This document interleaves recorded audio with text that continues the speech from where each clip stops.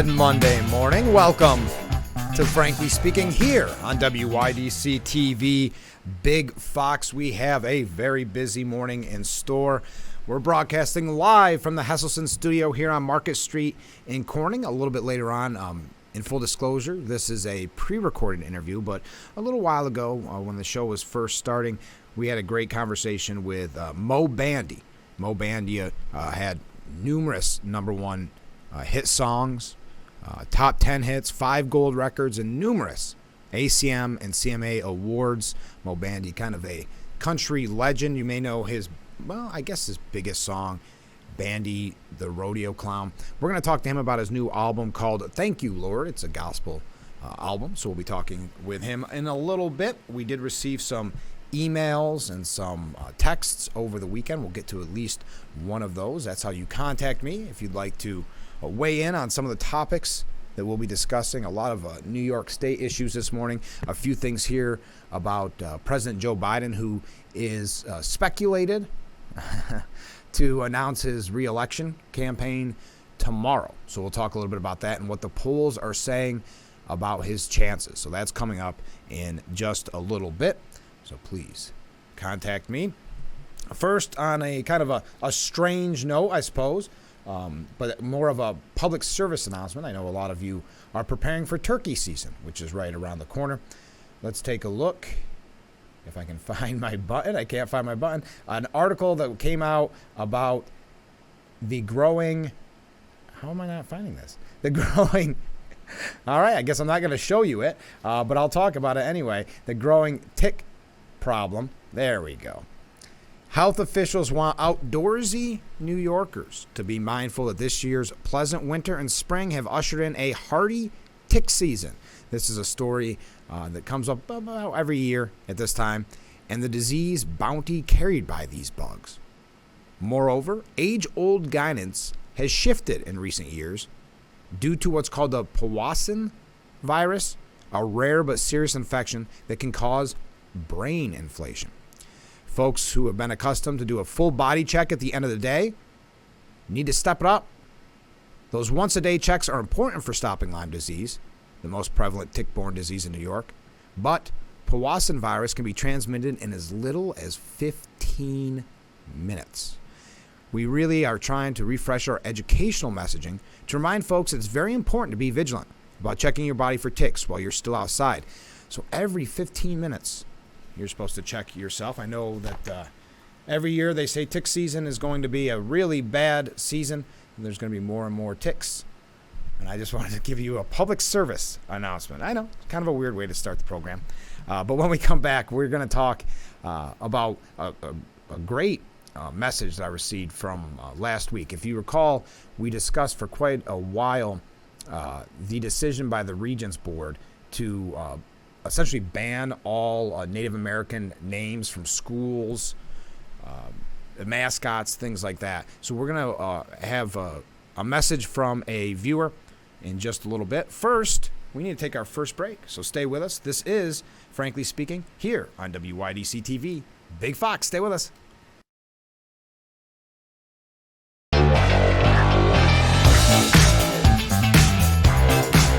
Welcome back to Frankly Speaking here on WYDC TV. Big Fox broadcasting live from the Hesselson studio here on Market Street in Corning. Again, coming up in just a little bit, country legend Moe Bandy will be our guest. First, a text that I received over the weekend. Actually, I think it was technically an email. On the subject of schools changing their mascots and names. I can't understand why it's so terrible that schools use American Indian terms. I think that is a wonderful way to remember those who were here first. I love learning about the tribes, their customs, and words when I was in school. And here's another thought. Where does it end? Streets, villages, towns, cities, all of the Finger Lakes and some of the Great Lakes were named after American Indians. What a pity it'll be when they have all been erased from our maps and our memories. I thought that was a good point because I wasn't surprised. I mean, when the decision came in, and thank you, by the way, for the person who sent that in. I appreciate it. I was thinking with Watkins Glen having to change the name Senecas. I mean, it doesn't seem disrespectful to me. No one picks a team name or a mascot to ridicule themselves or something, or to be demeaning to the team name. It makes no sense. But I understand that this has been a major issue throughout the state, and that's why I'm glad that you can weigh in. You can always weigh in on our topics of the day right there. So please go ahead and contact us at any time. If you do call, please leave a voicemail so that we can read that voicemail and I can listen to it as well. Okay, so last week we talked a little bit about Recruit New York. We had Tim Marshall on the program from Steuben County. And we talked about Recruit New York and how important, and I think we did with Assemblyman Phil Palmisano as well, but it's important because volunteerism in general is down. There was a piece here by Barbara O'Brien saying, with the number of volunteer firefighters dwindling, departments put out the welcome mat. And that's the Recruit New York event that happened this past weekend, yesterday and Saturday. I will say, if you missed it, but you still want to become a volunteer fireman, as Tim Marshall kind of reiterated, you could go at any time. Just stop at your fire hall when someone's there and talk to them. Become a volunteer. These numbers are really staggering. In the early 2000s, there were 120,000 volunteer firefighters in New York State. Today, there are just an estimated 80,000. That's a major drop, according to the Firefighters Association of New York. The state's Firefighters Association is calling on the state legislature and governor to include funding in this year's budget for an increase in the state income tax credit for volunteer firefighters, which has gone up in 15 years, which has not gone up in 15 years, I should say. The group also wants volunteer firefighters to be able to file for both a local property tax abatement and state income tax credit. It also proposes a state funding stipend for those completing certain basic firefighter courses. Most of New York's 1,640 departments, 93.2%, are all or mostly volunteer, according to the association. And this is what we heard from Assemblyman Phil Palmisano, that if we were going to pay for all those volunteer firefighters, it would cost $4.7 billion a year in pay, benefits, operating, maintenance, and capital costs. So again, it's not too late. The numbers, 120,000 in the early 2000s, down to just 80,000 volunteer firefighters. So if you want to become a firefighter, it's never too late. Just contact your local department, and you can. It doesn't have to be in your area. We learned. Maybe you want to be in Corning. Maybe it just depends on where you want to go. But please reach out, because we could always use volunteer firefighters. So we have a lot to talk about with New York State in the budget. I think those two tie hand in hand. Again, Mo Bandy coming up in just a little bit. We do have to take our next short break, so stay with us. We'll be back with Frankly Speaking here on WYDC TV. Big Fox, stay with us.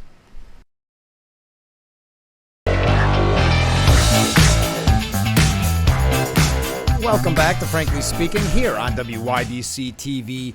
Big Fox. We're broadcasting live from the Hesselson studio, and in just a moment we're going to have the M.A. Neal Financial Services interview with Mo Bandy. That's coming up after the next break, so don't go anywhere. Before that, let's talk a little bit about the New York State budget. Again, you can weigh in at any time. I'd love to hear from you.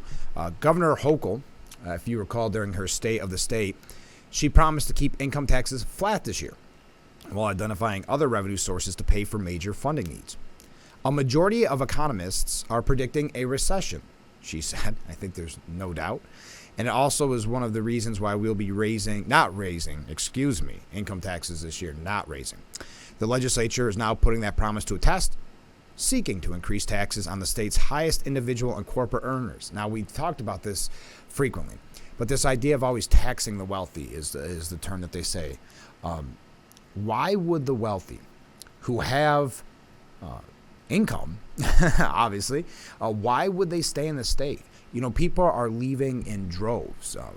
The highest earners, but also your average Joe is leaving the state in droves. And the problem with that, of course, as we've talked about so frequently, is we end up having to cover that cost.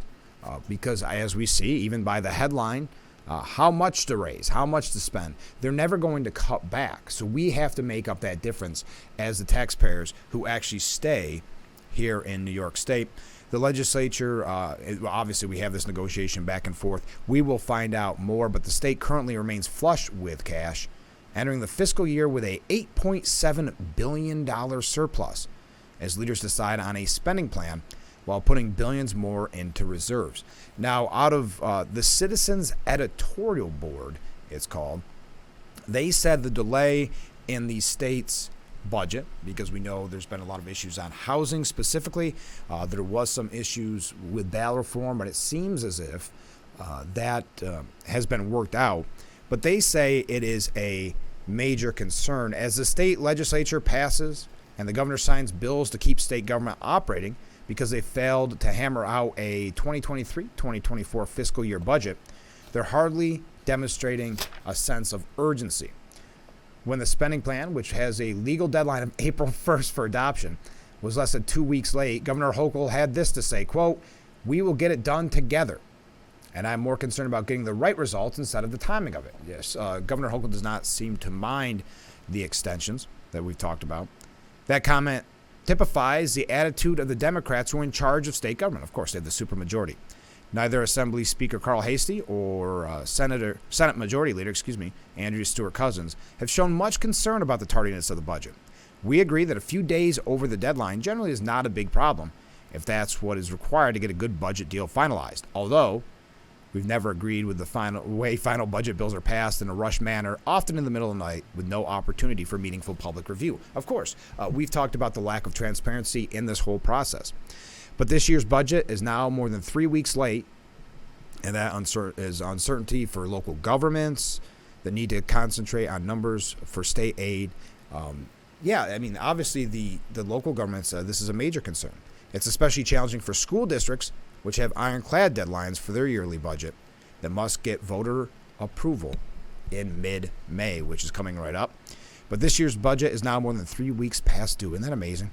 Because the state leaders blown away past their deadline, this year's school budgets are largely based on Hochul's executive budget proposals, state aid runs. But those figures are almost never the same in the final budget because state aid is a huge factor for districts' determination of their proposed tax levies. This year's school budgets are going to largely be based on guesses. It's also worth noting that this year's budget is later than last year's budget. It's a trend that needs to be reversed, and it will take the voices of local government. And I know that it used to be a major criticism in the past of how the budgets were never on time. But this was from the Citizens Editorial Board, and I thought it was worth mentioning that it is a major concern, that it's going to cause problems for our school districts. It's going to cause problems for our local government. But Governor Hochul and the Democrats negotiating this do not seem to be concerned with the constant extensions. So I don't think we'll see much of a change there. Let me get away from that screen. We're going to talk a little bit more about New York. I know because we had both Sheriff Schramm and Sheriff Allard on not that long ago, we've seemed to talk a lot about these illegal pot stores, the sticker stores. I do have an update on that coming from the New York Post because we know that Governor Hochul has vowed to crack down on these illegal pot shops, but it doesn't sound like that's going to be effective. So we'll talk a little bit about that after we talk to Moe Bandy. Again, Moe Bandy has a new album out called Thank You, Lord. I hope it's a hit, but you may know him from his actual hit, Bandy the Rodeo Clown. He's going to be with us in the next segment. Again, in full disclosure, pre-recorded this way back when we first started the show, so I may have a couple of glitches in it. I'm not sure. We'll see how that goes. So please stay with us. We'll be right back with Frankly Speaking here on WYDC TV. Big Fox. We'll be right back.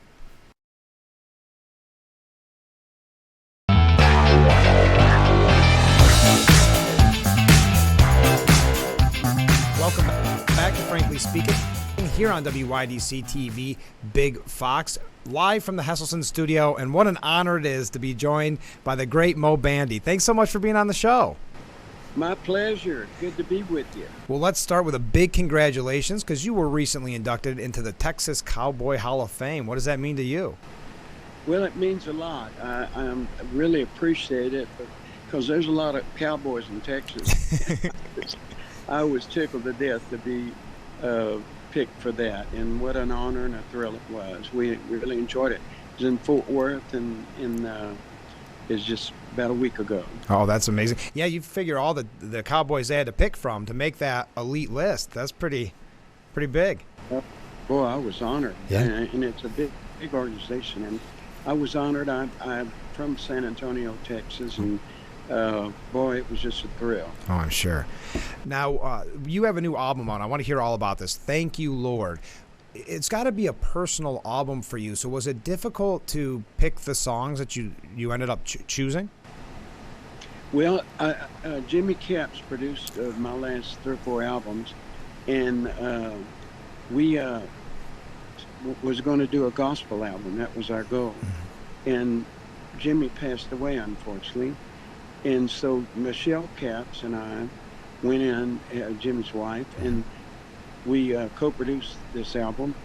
And it's a very special album to me. It's I wanted to record something, a gospel song, because of my faith. Right. And also we had the Oak Ridge Boys, and we had the Isaacs that came in and sang with me. Bill Anderson wrote a song for me in the album. And then we cut some new songs, and then I went back and cut a lot of the old standards.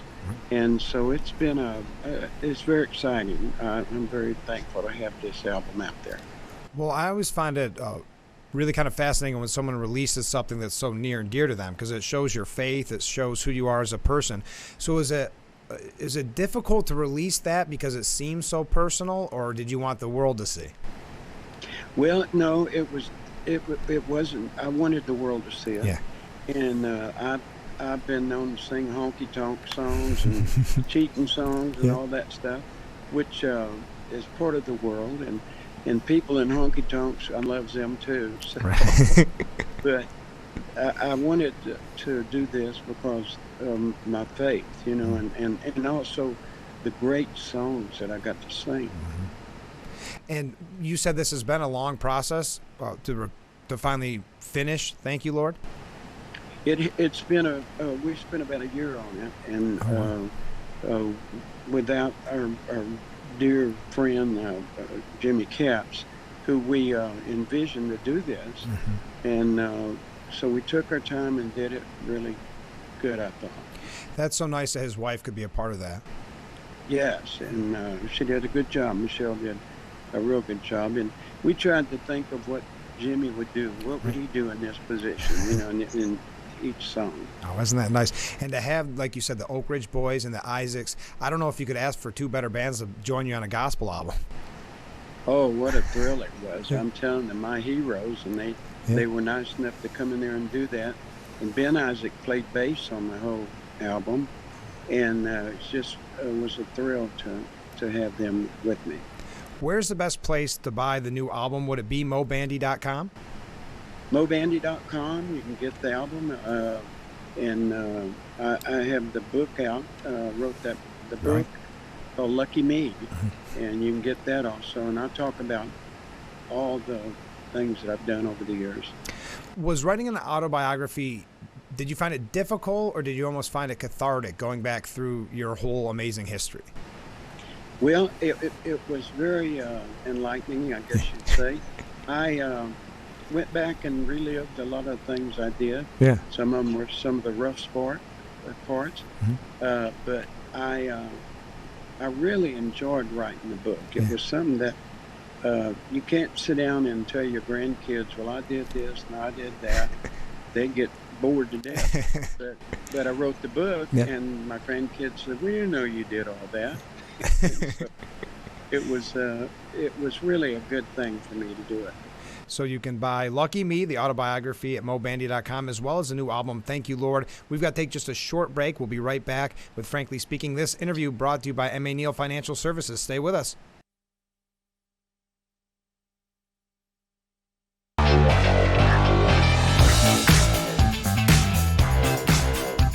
Welcome back to Frankly Speaking here on WYDC TV Big Fox. We're in the Hesselson studio, and this interview brought to you by M.A. Neal Financial Services. Thank you again, the legendary Mo Bandy. Thanks so much for being on the show. My pleasure. Good to talk with you. It sounds like you've been very busy. You've got the new album. We just talked about the autobiography. What do you do for fun? For fun, I like to play golf, and I like to spend time. I have some acreage that I get out in the woods and chop wood and do all that stuff. I love to work out in my place. Just get away from it all, right? Right, exactly.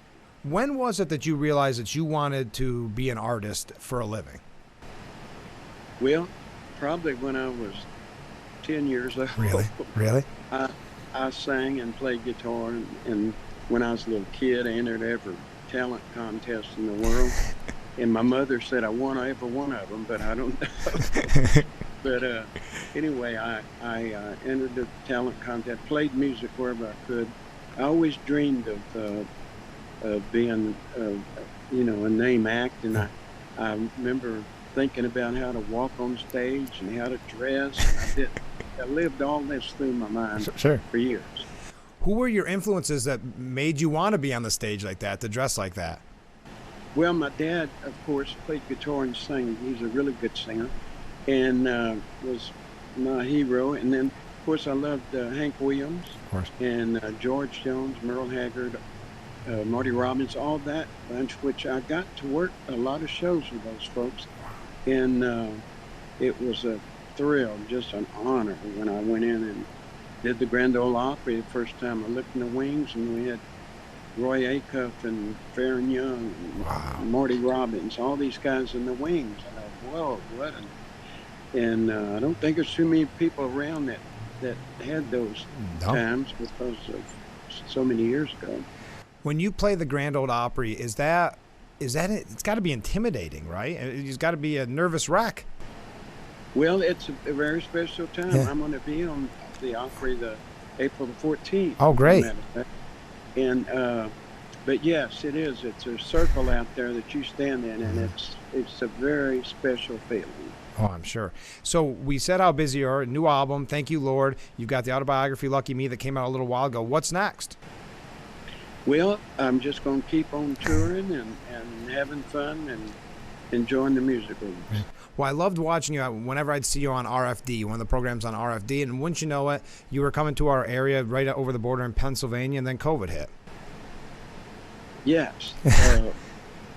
What was that? I'm sorry. No, you were supposed to play in our area, and then COVID hit. So we haven't had you back. Yeah. So I'm hoping you can come to the area one of these days. Well, I hope so. Yeah, that just shut down everything. But I hope to be back. I sure do. Well, great. Mo Bandy has been our guest. Go to mobandy.com to find out more. Thanks again so much for being on the program. My pleasure. Thank you so much. All right. Bye. Bye-bye.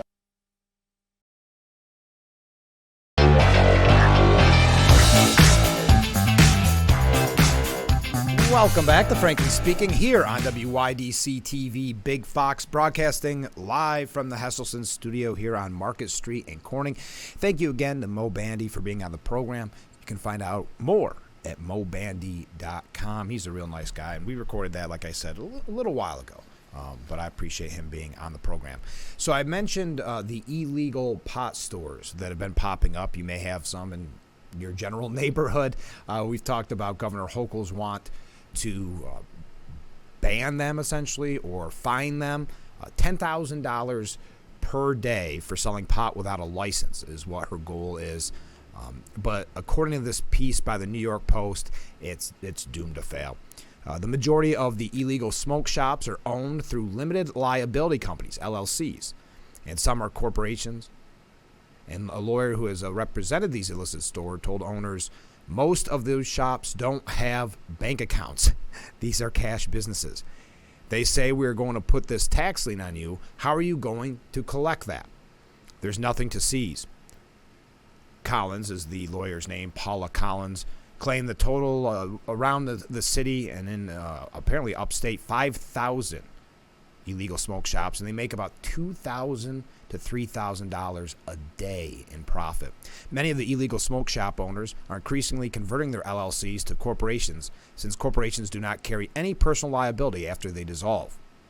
When Hochul says she wants a $10,000 fine, I giggle, said Collins. Many of the unlicensed stores are owned by people from Yemen, too. I found that very interesting. Revealing the true identity of the owners is dicey, since LLCs are commonly used by everybody, mom and pop stores, celebrities. There are circumstances where the state could go in and peel back the limited liability protection and pierce the corporate veil to see who owns the LLC, said Richard Weltman. whose firm represents legal shop owners. Hochul's proposed crackdown would also allow the state to physically padlock the doors of illegal storefronts, authorize warrantless searches of business and vehicles where it's suspected that illegal weed is being sold, and seize illegally obtained cannabis products. But enforcement falls on the woefully understaffed Office of Cannabis Management. We talked about this not that long ago, that the Office of Cannabis Management essentially has no one working for it. They said there's 150 workers total to enforce this. Still, some critics blame the crisis on the state's half-baked rollout for obtaining a license in the 2 years since the law was passed. It's hard to believe that it's been 2 years, by the way. There are currently just 4 legally licensed smoke shops in a city of nearly 9 million people among 165 statewide. And we talked about some of the priorities there to get that legal license, which is if you had a past arrest for pot possession. It's 2 years, and while I completely appreciate that it takes time to get this program right, and OCM is understaffed, it's an abomination how long this is taking, said one person for the article here. Law enforcement officials also blame feckless politicians for the lack of will to sweep out the drug dealers. There does seem to be a little bit of that. Of course, they've popped up, like I said, all over the place, but that's maybe an unintended consequences of changing the law. We also learned that 2 years after the legalization here in New York, impaired driving is still a major concern. The number of motorists charged with driving under the influence of narcotics, including marijuana, has risen steadily over the past 5 years in New York. In 2021, the year the state legalized marijuana, more than 10% of the impaired driving tickets that were issued involved drug use, records show. It's unclear whether marijuana legislation, if the legalization is having a direct impact on the increase in drug-impaired driving, especially as the nation is experiencing a fentanyl epidemic and the overall use of opioids and other narcotics have soared. But the number of drivers impaired by marijuana and involved in fatal crashes has been surging for years, according to this piece. Again, another unintended consequence. Now, as the governor, and it was under Cuomo, but legalized marijuana, as we see these illegal stores pop up everywhere, the governor has decided to take a different issue and make it a priority, and that is, let's look here if I can find it quickly. Governor Hochul is test marketing a ban on all tobacco sales. So as you maybe walk down Market Street and someone is smoking a joint, they want to change it to where that's okay, but you can't have tobacco products. The pro-legal weed Hochul administration is quietly trying to fire up support for a complete ban on the sale of tobacco products in New York. We know there's been a major pushback on her proposed ban for menthol cigarettes. The State Health Department commissioned a new survey aimed at seeing what the support would be for an all-out prohibition, despite Governor Hochul's failure to secure support from state legislatures to include a ban on menthol cigarettes. So she couldn't get that ban through, but she wants to go all in on all tobacco products. What is your opinion about a policy that would end the sale of all tobacco products in New York within 10 years? Asked a survey that was sent out called New York Local Opinion Leaders Survey. Another task: what is your opinion about a policy that would ban the sale of all tobacco products to those born after a certain date? For example, those born after the year 2010 or later would never be sold tobacco in New York. I know around here people would say, well, we'll go to Pennsylvania, we'll go to the Indian reservations. But still, in general, the whole state, not everybody has that luxury.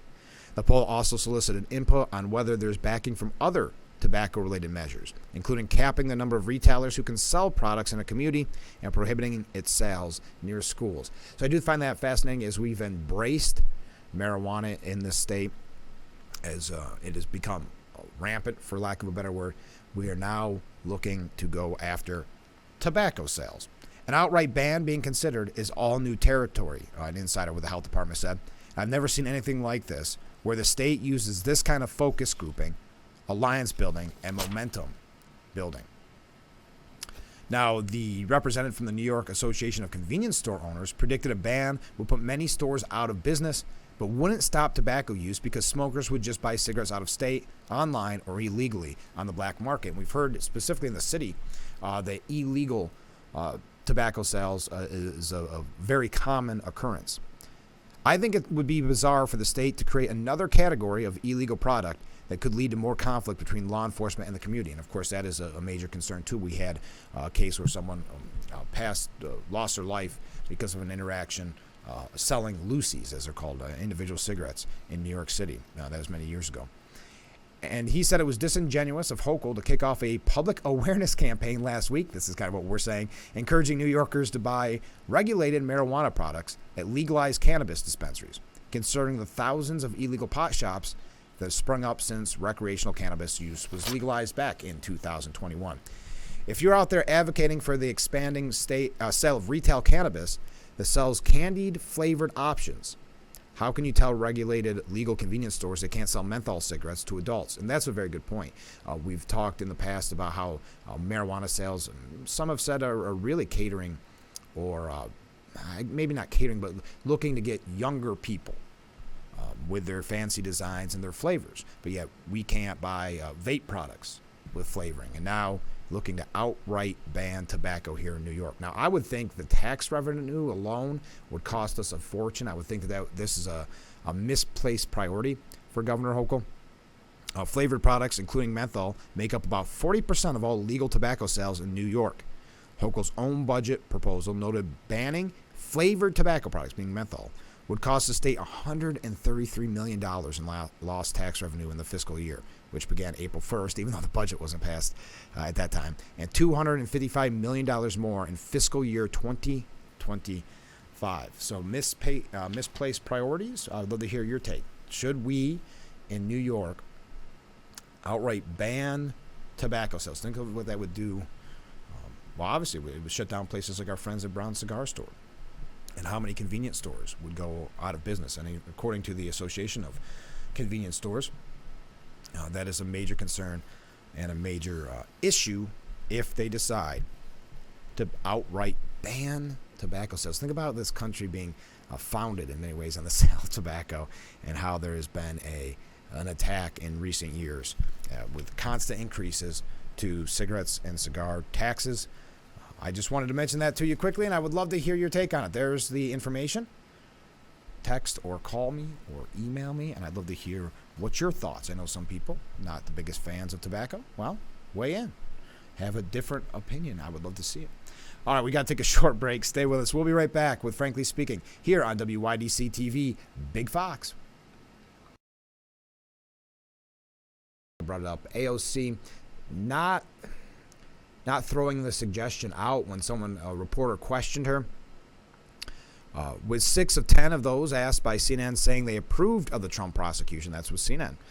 Win or lose, Bragg is already winning. Those approving included almost all Democrats, 21% of Republicans, and 60% of independents.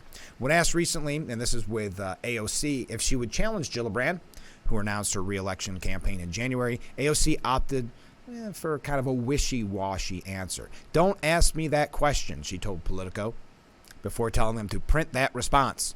This kind of banner is hardly the type that rallies voters into the polling booth. Well, AOC has an easy district for her. I don't know how she would do at the Senate level, but we'll see. So maybe Alvin Bragg will be challenging Gillibrand for that Senate seat. When we come back, we're going to talk a little bit about the presidential election. As you are aware by now, it is speculated that President Biden will be announcing, his re-election campaign. Tomorrow is a date that we're hearing. So we're going to talk about what that means and what the polls are saying about his chances when we come back. But we do have to take our last break. Again, as always, you can contact me. Any questions, comments, concerns, criticisms. If you want to find out more about Mo Bandy, who was our guest just moments ago, you can contact me there, but you can also go to mobandy.com. Man, this show is moving fast this morning, so stay with us. We'll be right back with Frankly Speaking here on WYDC TV, Big Fox. We got to take that short break.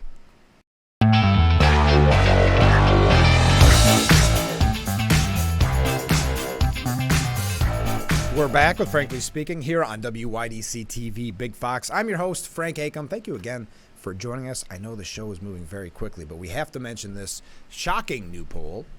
70% think President Biden should not run again. This is just about 24 hours away from the time that he is going to announce his reelection. Nearly 3 out of 4 Americans are hoping he has a last-minute change of heart. According to a new poll out Sunday from NBC, which is very interesting, NBC News ran with this, 70% of Americans do not want Biden to run for a second term, compared to only 26% who do. Among those who don't want the 80-year-old president to pursue a second term, 69% cite age as a reason why, with 48% calling it a major reason. Worse yet for Biden, the new survey shows him facing a steep uphill climb in a general election. The NBC poll shows 41% of Americans plan to vote for Biden in 2024, compared to 47% who say they will back the Republican nominee. So that's a generic Republican, not a specific name, not a Trump or a DeSantis. Just any Republican nominee is doing better in the likelihood of voting than President Biden. So that coming from NBC News, the polling, but the article from Mediaite. Continuing with this line, Biden trails the generic Republican by 6 points ahead of his expected launch. Again, if you haven't seen the news, he expects to launch tomorrow. Republican candidate would get 47%, and just 41% would vote for Joe Biden. Again, that's no names. That's just generic Republican challenger. Now, the polls also show, and this is actually, I don't believe from NBC. It was a Yahoo News YouGov poll. They said that the number one term that people use when they think of a Trump-Biden rematch, exhaustion, tops the list. With President Biden reportedly set to announce his reelection campaign, more Americans say they feel exhaustion over the prospect of a 2024 rematch between Biden and his predecessor, Donald Trump. The survey, about 1,500 U.S. adults, which was conducted in April, found that 38% chose exhaustion after being shown a list of 8 feelings and asked to select all that come to mind when considering another Biden versus Trump campaign. So you had no other sentiment. So 44% was exhaustion. Then not fear, that was 29%. Sadness, 23%. Hope, 23%. Anger, 23%. Excitement, 16%. Pride, 8%. Or gratitude, 7%. All right, that's a weird way of doing a poll, but just something to pass along. Now, DeSantis is closing the gap a little bit in the presidential race. Now, of course, he has not declared yet that he is running for president. DeSantis has not. Tim Scott has started a committee to look into it, but he has not officially declared. I believe the only ones that have declared are former President Trump and Nikki Haley. GOP Florida Governor Ron DeSantis appears to be closing the gap, and this coming from that NBC poll against President Trump. DeSantis is improving numbers, come as a majority of Americans say they want neither Trump nor President Biden to run for the nation's highest office. In a hypothetical primary heat for the Republican presidential nod, Trump came out on top with GOP voters, the NBC survey said, but by a much smaller margin than in early April.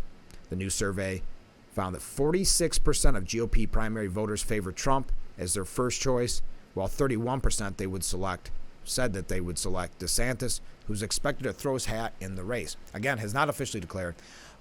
It's interesting to me, and I'm not sure the answer here, why the media has been so laser-like focused on DeSantis. Yes, a lot of it is attacks, but it's just kind of like there's a piece at CNN today. Chris Christie, he could do it. You know, they throw these people around.